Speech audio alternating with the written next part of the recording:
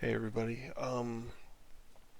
Recently I've noticed a lot of people on the Arma Discord, especially in the infusion animation section, running into trouble when it comes to importing their weapons and uh, asking a lot of questions that I think could be answered by the wiki, but it usually leads to people saying that they would really like a video tutorial kind of showing some of the things that the wiki is already laying out.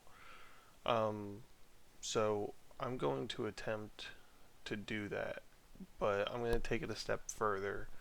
I am going to try and create a mod of just this AKS 74U, um, and I'm going to document the process that I take along the way.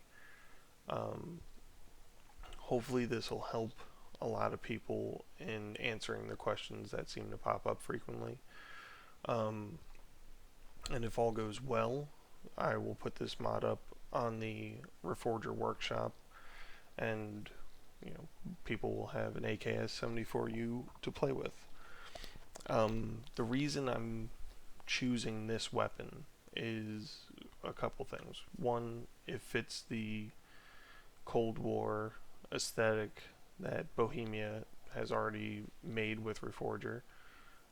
Two, it's not something that's currently planned on the roadmap, so hopefully it won't go obsolete by a vanilla version coming out, which will probably be better.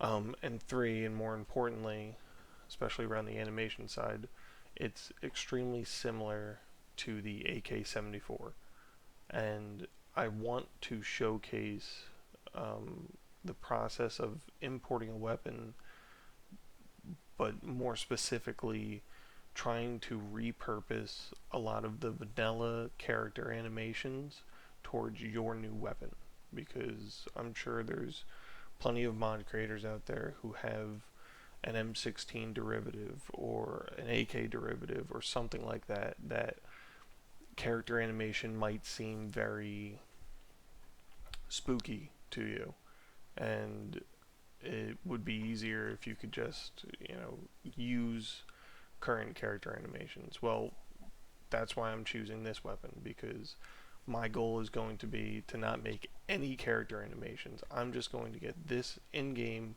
using AK-74 animations, and hopefully that process uh, highlights kind of how easy it is, but also any difficulties other people are having in the model import process. So I got this model from CG Trader, and I just purchased it.